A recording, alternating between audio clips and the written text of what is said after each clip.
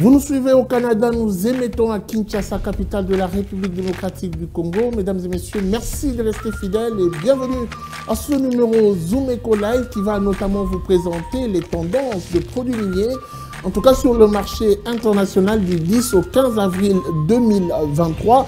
Nous allons aussi revenir avec plus de précision sur cette bonne nouvelle pour la RDC. Il s'agit ici de 12,2 millions de dollars américains déboursés par la Suède pour renforcer la résilience agricole au Kasaï. Ça se passera justement dans cette édition.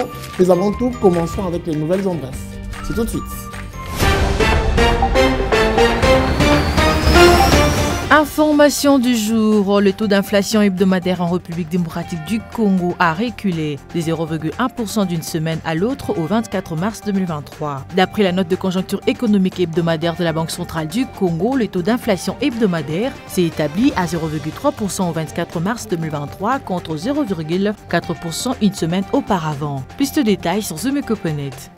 À présent, les provinces du Kasaï et du Kasaï central ont bénéficié des 12,2 millions de dollars américains de la Suède pour renforcer la résilience et les systèmes de subsistance durable de petits exploitants agricoles. L'annonce a été faite dans un communiqué conjoint signé par le Programme alimentaire monétaire, PAM en sigle, et l'Organisation des Nations Unies pour l'agriculture, FAO en sigle.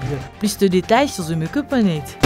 Cette fois-ci, le secrétaire exécutif national de la Commission électorale nationale indépendante, Toto Mabiku Totokani, accompagné de son adjoint, Mme Marie-Josée Kapinga, a effectué une visite de travail à l'entrepôt de la CENI situé à l'aéroport international d'Engeli.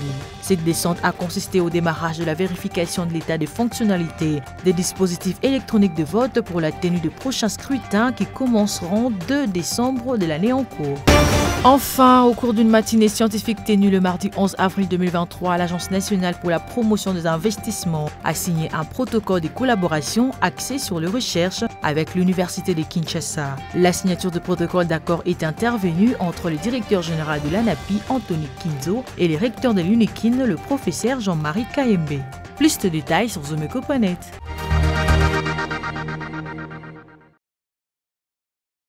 Que dire de l'évolution du taux d'échange en République démocratique du Congo? Que comprendre de la tendance de produits miniers sur le marché international? En tout cas, ceci fera l'objet de notre rubrique Chiffres clés qui nous sera présentée par Judith Unamaka. C'est tout de suite.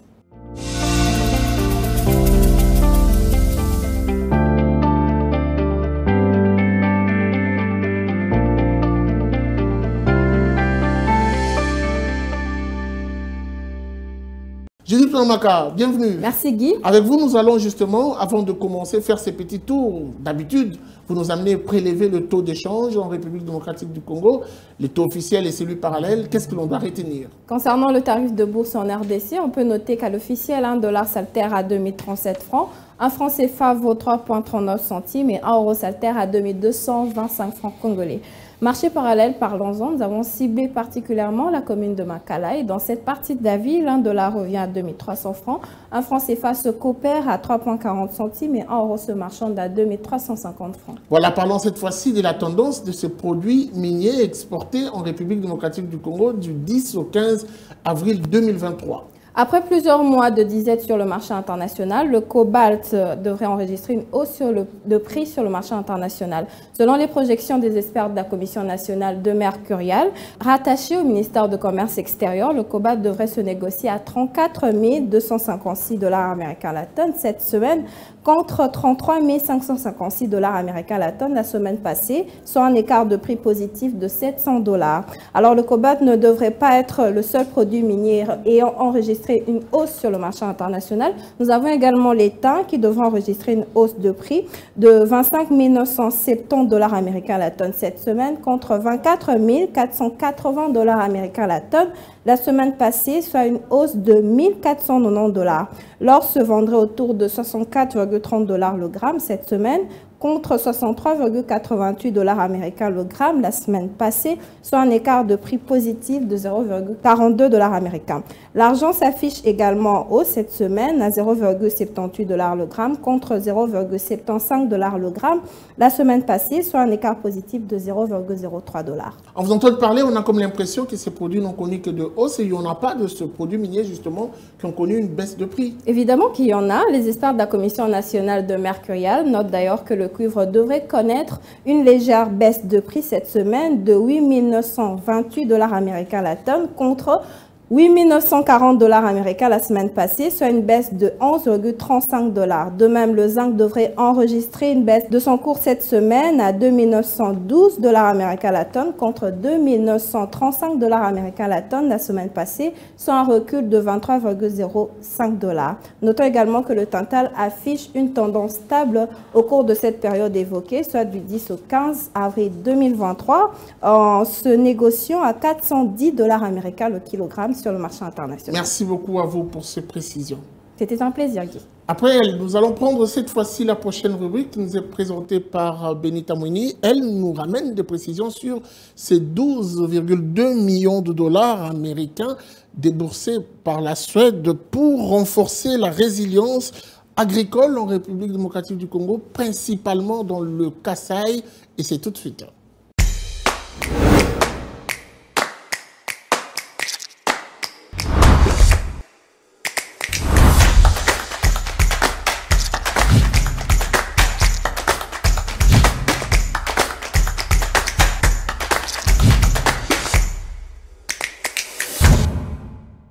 Benita Mouini, bienvenue. Merci Guy. Alors avec vous, nous allons déjà commencer avec cette bonne nouvelle pour la RDC.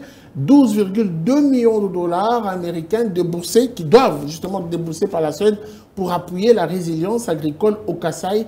Première question, pourquoi le choix du Kasaï? En effet, l'annonce a été faite dans un communiqué signé par le Programme alimentaire monétaire PAM en sigle et l'Organisation des Nations Unies pour l'agriculture FAO qui stipule que les provinces du Kasaï et de Kasaï central ont bénéficié de 12,2 millions de dollars américains de la Suède pour renforcer la résilience et les systèmes de subsistance durable de petits exploitants agricoles, étant donné que 46% de la population du Kasaï et 41% du Kasaï central sont dans un état de crise alimentaire et ces financements leur permettra de faire face à ces difficultés. Alors la grande question qui se pose, comment la Suède compte s'y prendre pour renforcer justement et appuyer cette résilience dans ce coin de la République démocratique du Congo?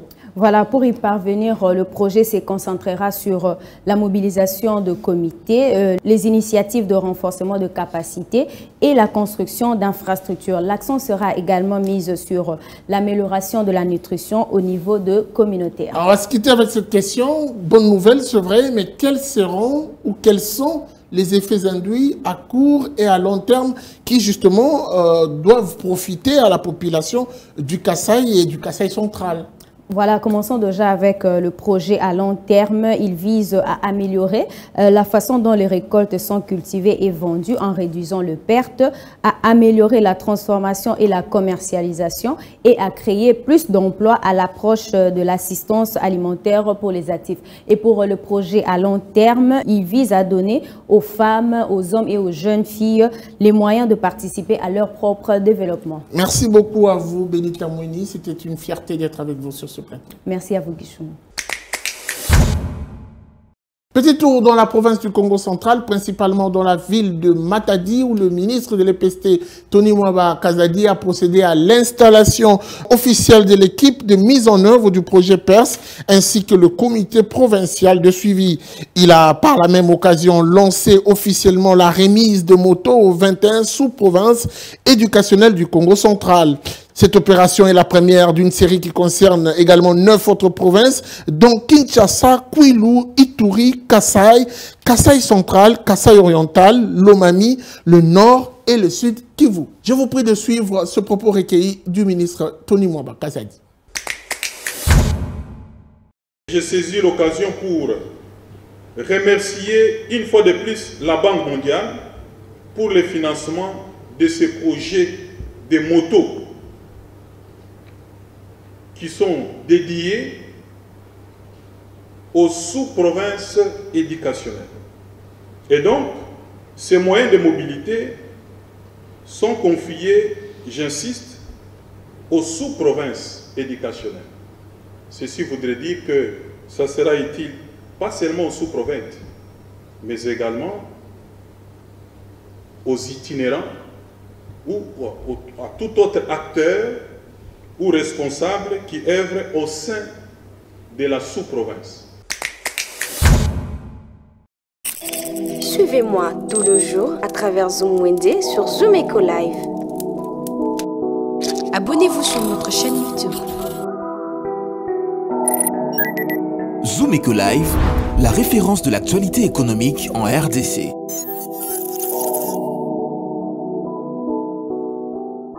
Voilà, il est temps pour nous de faire le marché avec vous ensemble. Ce marché, nous avons l'habitude de recevoir celle qui nous y amène. Elle s'appelle Naomi Kandé et elle est déjà avec nous. Tout de suite, nous allons la recevoir.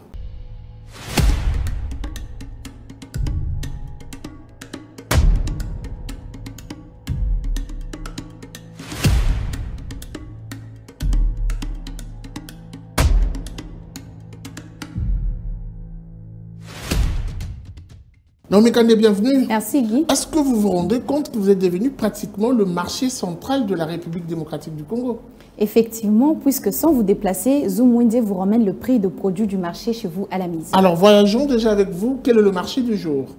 Alors pour ce nouveau numéro, Zoom Wende s'est déplacé dans quelques coins de la ville pour vous ramener le prix de charbon de bois, communément appelé Makala, vendu ici à Kinshasa. Voilà, nous allons suivre ce marché avec détail, tableau à l'appui. Nous allons nous retrouver après pour un peu plus de commentaires. C'est parti.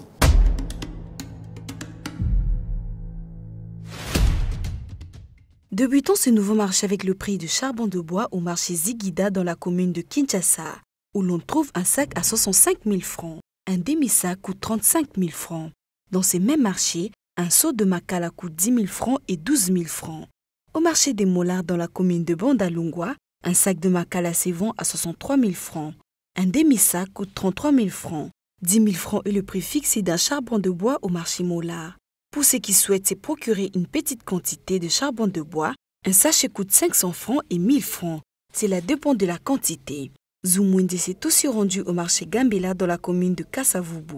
Pour un sac, le coût revient à 60 000 francs et 64 000 francs. Cela dépend de la grandeur du sac.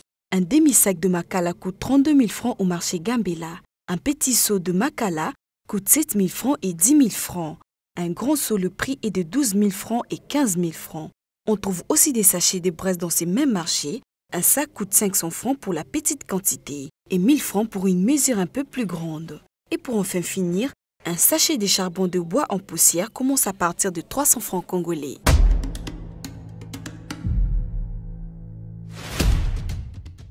Est-ce qu'il y a quand même une qualité en ce qui concerne ce charbon ou voilà, on peut prendre tout ce qui se présente? Bien sûr, il y a plusieurs qualités de charbon de bois. Il y a ceux qui préfèrent avoir de charbon de bois un peu plus dur et il y a ceux qui peuvent aussi acheter de charbon de bois un peu plus léger et facile à allumer. Merci beaucoup à vous, Naomi Kandé, pour le marché du jour. Merci Guy.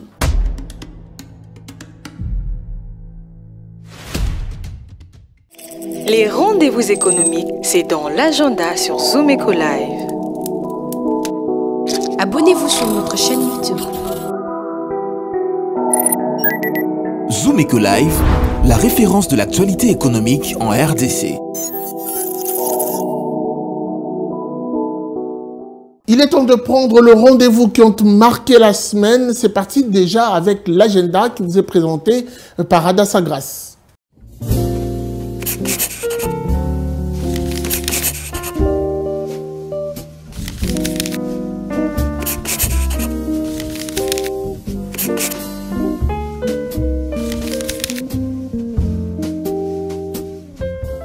Bienvenue à l'agenda, voici les entrées du jour.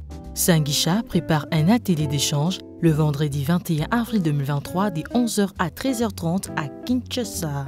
Cet atelier sera axé sur entrepreneuriat et leadership féminin, de l'idée à la réalisation de son projet d'entreprise.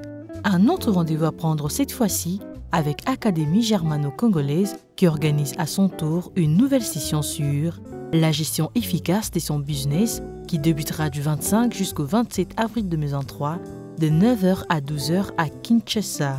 Elle ne sera pas gratuite, 100 $ et les frais de participation. Un rappel, Kissal Forum tiendra une rencontre d'innovation du 13 jusqu'au 14 avril 2023 à Ituri et aura pour thème « Entreprendre dans le secteur innovant en Ituri ». Et pour finir, un masterclass en ressources humaines est prévu du 26 au 28 avril 2023 à partir de 16h30 à Silkin Village, Kinshasa. La participation est fixée à 35 $. Merci de nous avoir suivis. Au revoir.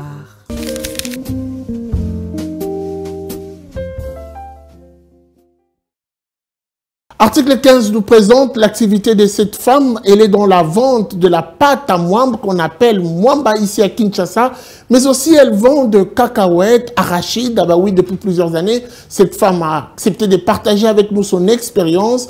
Elle exerce ses métiers depuis plusieurs années. C'est parti avec article 15. Débrouillard jamais, jamais, jamais.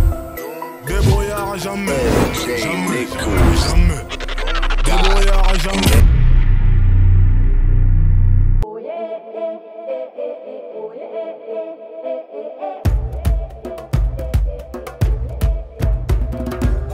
On a bandé hypothèque en 2013. Hypothèque bien. On a pas tangi. On a se basé sur la plombe, on a hypothèque en Angola.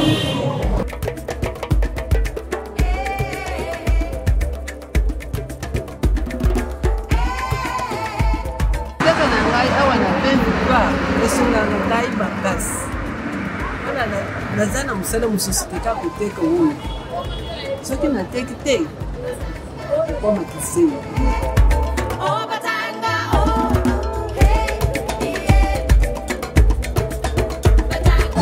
te zaka ya kulongola biso awa na place tolele babimisi biso tokende wapi apolisi baya bapanzi biloko babote bapanasole ipolile biloko nyonso banzani eleli makasi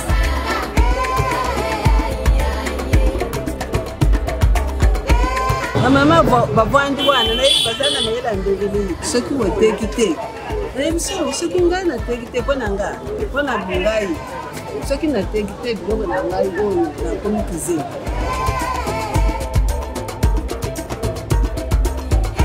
soki toteki te tokozwa wapi bana bakovanda kaka na ndako bakokufa na nzala batika biso totekaka wana toteki te bana bakokufa na nzala bana bakotanga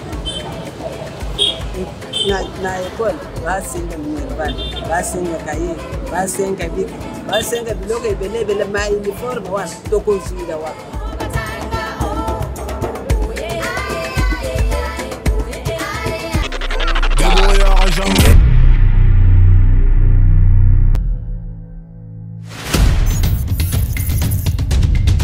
Nous avons pris l'engagement de toujours vous servir en vous donnant l'essentiel de l'information économique en RDC. Mesdames, Messieurs, c'est un plaisir de vous recevoir chez vous. Le gouvernement congolais dirigé par le Premier ministre Jean-Michel Sama Lukonde ne jure que par la réduction du train de vie des institutions. Merci à vous, Judith Piombo, pour ce dossier. Merci, Onamaka. Désormais, suivez-nous à 19h30 sur la RTNC du lundi au vendredi avec le même plaisir. Zumeko Live, la référence de l'actualité économique en RDC. C'en est fini pour aujourd'hui. Merci de nous avoir suivis. La suite, c'est sans doute au prochain numéro avec le même plaisir. Au revoir et à très vite.